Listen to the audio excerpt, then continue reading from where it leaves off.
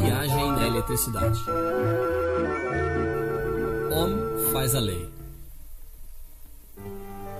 Nós abordamos hoje o degrau superior de nossos altos estudos elétricos. Então, resumamos as coisas para aqueles que não estavam aqui. Assim que, sobre uma fonte de tensão U, medida em volts, ligamos uma resistência R, medida em ohms. Passa uma corrente I. Ei, passa uma corrente I, eu disse. Uma corrente I medida em amperes.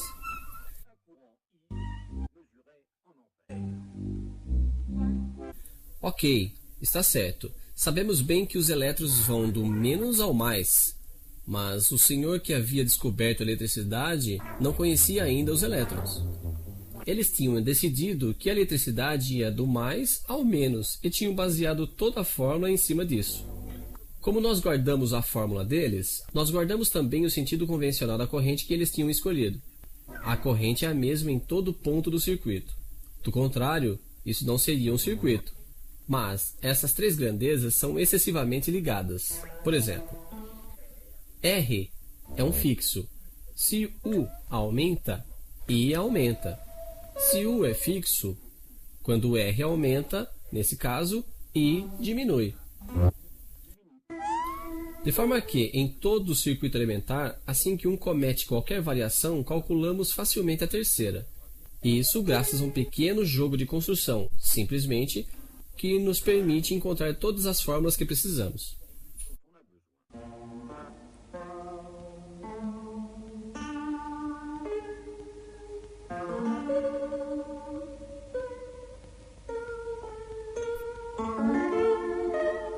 Mas isso é o beabá. Agora uma pequena colocação. Eu tenho um aparelho a transistor que funciona a 6 volts, mas o Sr. Volta tem somente pilhas de 1,5 volts para nos propor.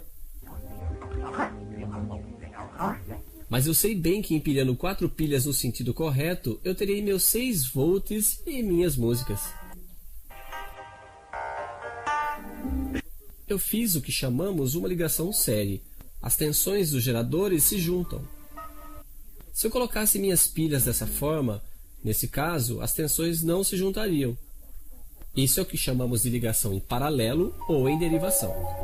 Série ou paralelo são os dois modos de ligar geradores em um circuito. Quanto à resistência, é exatamente igual. Há dois modos de ligá-las, em série ou paralelo. Em série, elas se juntam. Em paralelo, bem, nesse caso veremos. Duas resistências de 6 ohms, por exemplo, colocadas em séries em um circuito, dá um total de 12 ohms. E ainda sob 6 volts, passará uma corrente de meio ampere ou 500 miliamperes, se você preferir. Não vale a pena acordar o Sr. Ampere para saber disso. Por outro lado, se o Sr. Volta vier medir a tensão em nosso circuito, ele encontrará 6 volts daqui até aqui, é evidente. Mas daqui até aqui, ele encontrará somente 3 volts. E os 3 que sobram, ele encontrará daqui até aqui. Moral da história, duas resistências iguais em série dividem a tensão por 2. Isso porque nosso truque continua valendo entre os dois pontos quaisquer de qualquer circuito. E as tensões nos terminais, como as chamamos, das duas resistências iguais, percorridas pela mesma corrente, são, evidentemente, iguais. E agora os paralelos? Se nossa resistência de 6 ohms em 6 volts deixa passar uma corrente de 1 ampere, é possível supor que duas resistências de 6 ohms em paralelo deixarão passar uma corrente de 2 amperes por elas duas. Dessa vez o Sr. Ampere pode vir nos confirmar. Em série, duas resistências iguais compartilham a tensão. Em paralelo, elas compartilham a corrente. E como nosso truque ainda continua válido, podemos calcular que as duas têm a mesma função, que é uma só resistência de 3 ohms. Assim, quando duas resistências iguais são colocadas em série, elas fazem uma resistência total de 2 vezes maior. Colocadas em paralelo, elas fazem uma resistência equivalente de 2 vezes menor. E quando elas não são iguais, o que vocês farão em sua opinião?